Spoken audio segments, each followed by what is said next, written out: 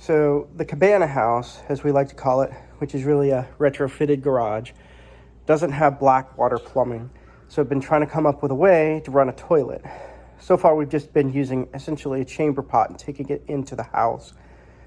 Now my brother found this, which is a composting toilet from a company that doesn't exist anymore at a thrift store, and I bought it just for a couple of bucks. Really what I was buying was the outer structure. I wanted something that looks like a toilet and that I could figure out.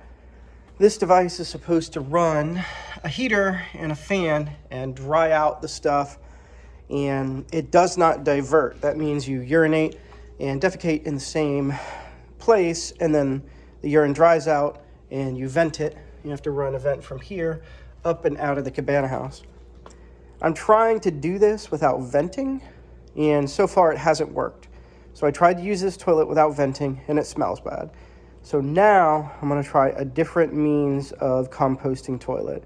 So what I'm hoping to replace this composting toilet with is the lovable loo system. And in a nutshell, it truly is just a bucket that you go in, you throw some sawdust or peat moss on top, and then you take it out and compost it in your yard or in the woods or whatever. So to go to a lovable loo setup, I've got to figure out how to get a bucket into this thing. Now my first thought with a bucket was to use this 5-gallon bucket, but it doesn't actually fit. So when you try to stick it in, it doesn't fit in the hole. So then I found this bucket that I usually use to take water to the goats, and the shape fits in pretty nicely, but you don't have as much volume, so I'm gonna suss that out. Now you saw it doesn't go all the way down, and that's because there's this rack in here.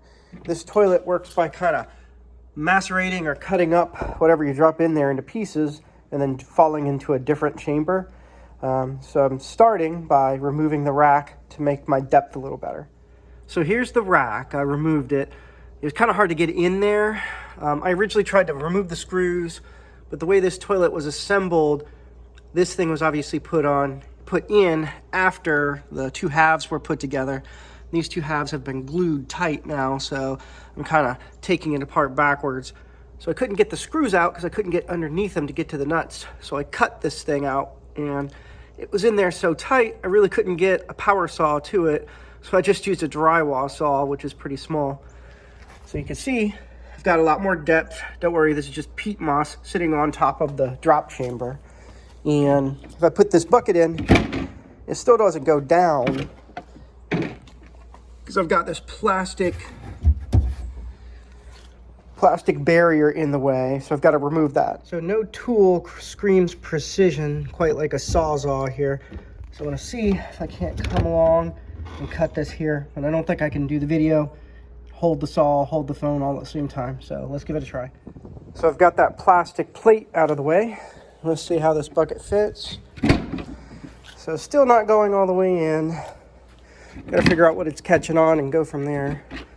My plan is, if this won't work for me, I'm gonna make the wooden luggable loo. You can look those plans up on the internet. I can put a link down below. And if that doesn't work, if that ends up being smelly, I probably will just give up and buy a conventional composting toilet and run all the venting and stuff like that. But I'm trying to avoid it if I can. It's hard to tell from the video here, but the way this toilet is made, it kind of comes in. So this oblong bucket's just not gonna work. And really, it'd be better to use these 5-gallon buckets. They're more of a standard. What I'm gonna do is try to cut this thing so it'll fit, cut the toilet so the bucket will fit in. This may just ruin it, and I'll have to start over from scratch. We'll see. So I've cut 2 notches in the side of the opening. And fit test here. Left to right, the bucket looks good. Now I just got to work on the depth. Pretty much removed everything that I can. Widen the hole a little bit. There's this bar of metal, and again, don't worry, everything you're seeing here is just peat moss that has fallen through the sides.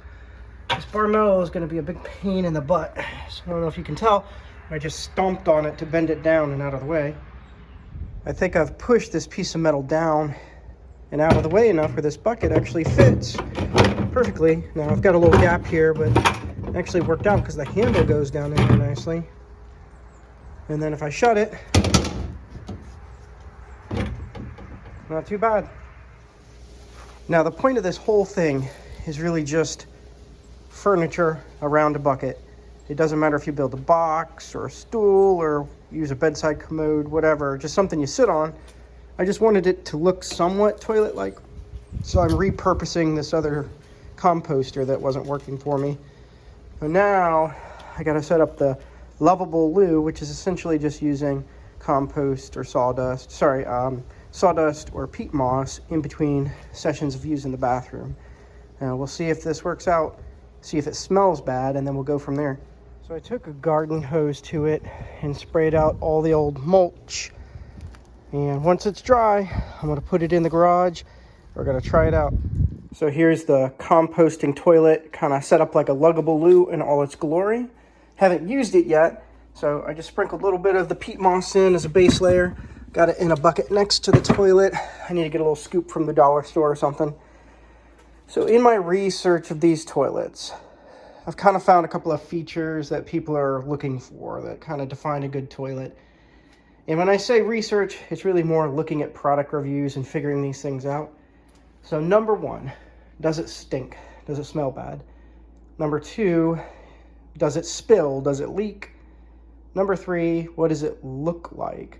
Does it actually look like a toilet? And number four, convenience. Now, smell is pretty self-explanatory.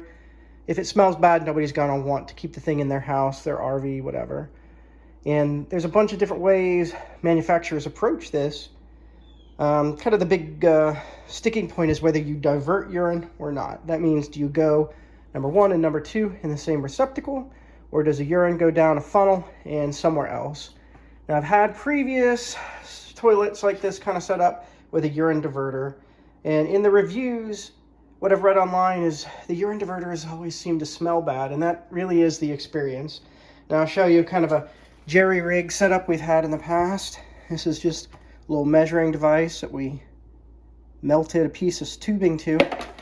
We've got some water with a little bit of bleach or vinegar, you know, people do it differently, to flush it, and then some kind of jug that it goes into.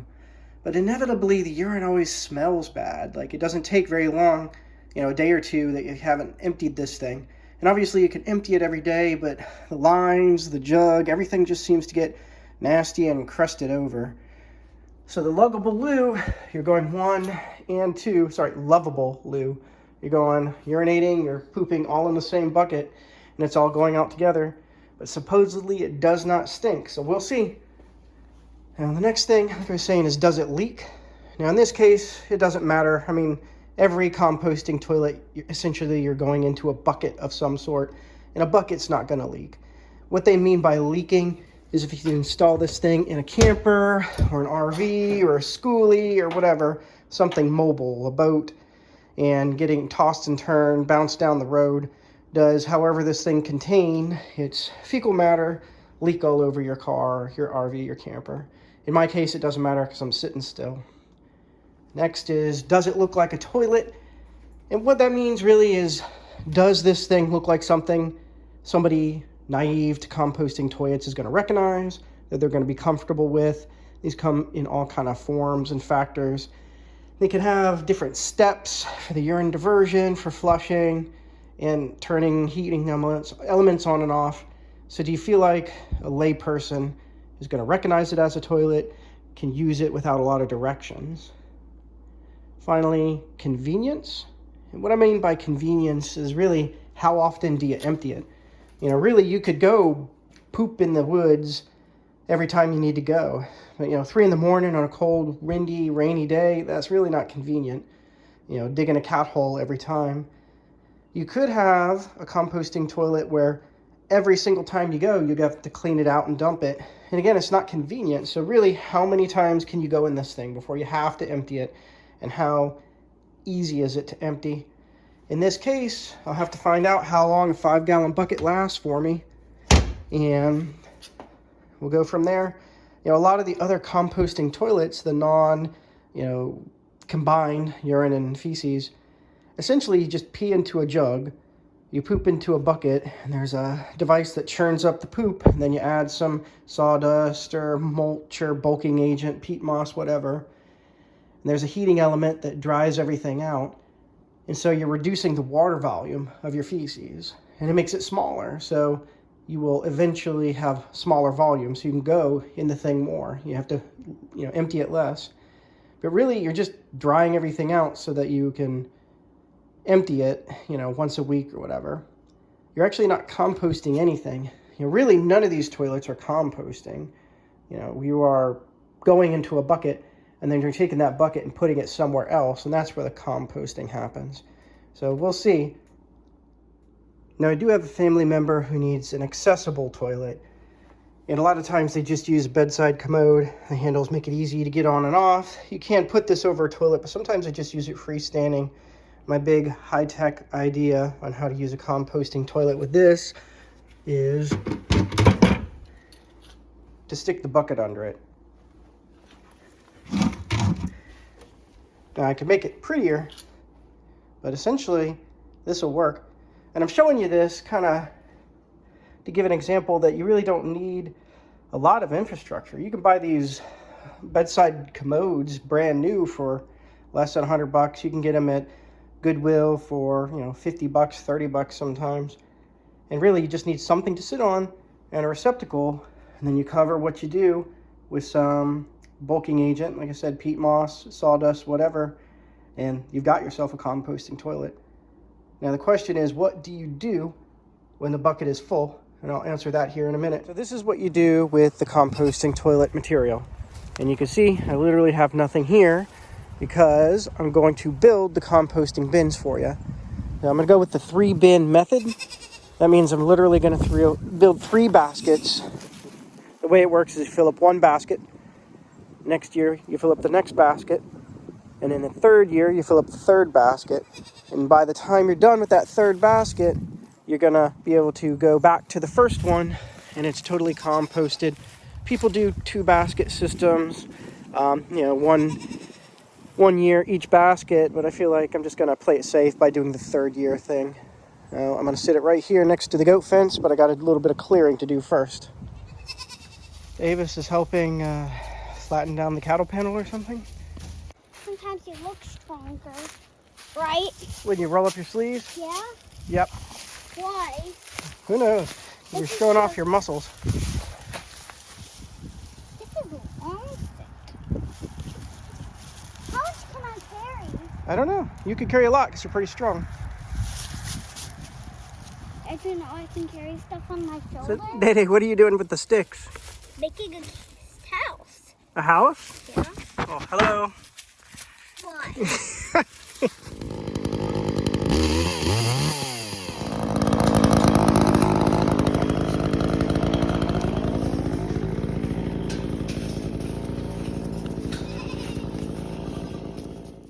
Everything is cleared out of the way, so this will be my little spot for the compost bins.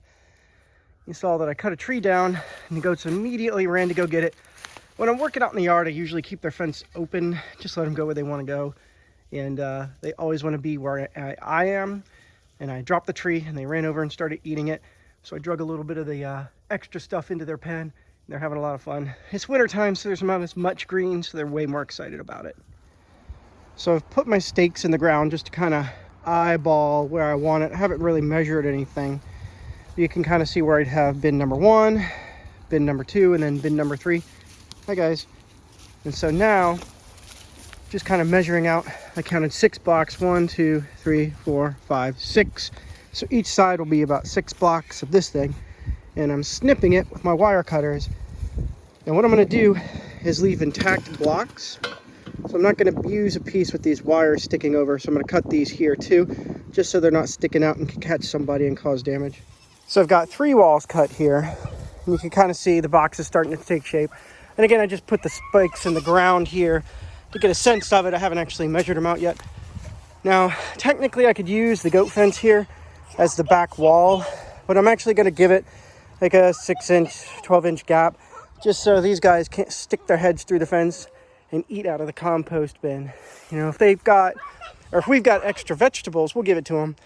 but I don't want them messing with these once they get going.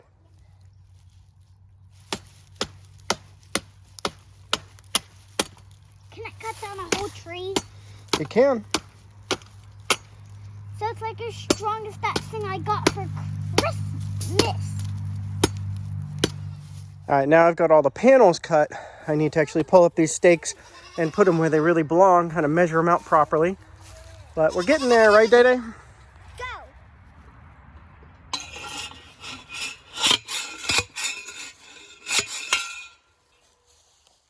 Here's the final product. I got all of my panels put up. So I've got 1,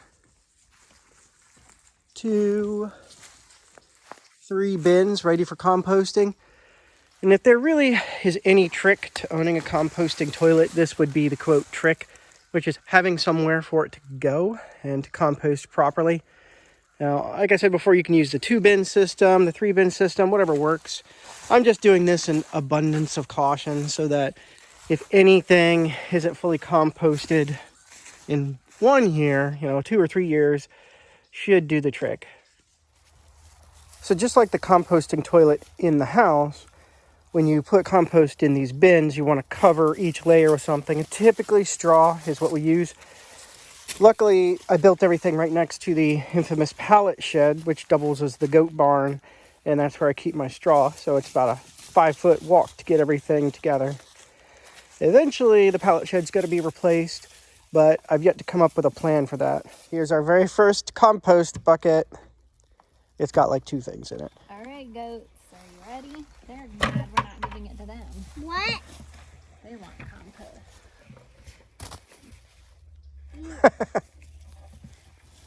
What do you think, Day? One thing fell down. We got Davis to show us the finished product here now that it's been established for a couple of months. So next to it, we've got our wood shavings in our little thing and a bucket. And you can see some uncovered toilet paper, very exciting. And it's been working great. Davis uses it, I use it. It's stinky.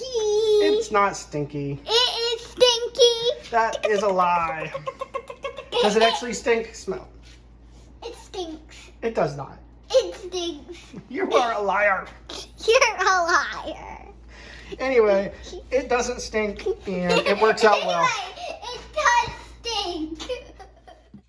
Just to reiterate, the toilet's not stinky. And this is our compost pile, 6 months on, so it's June. We did everything around December. Barely filled anything up because it just keeps squishing down.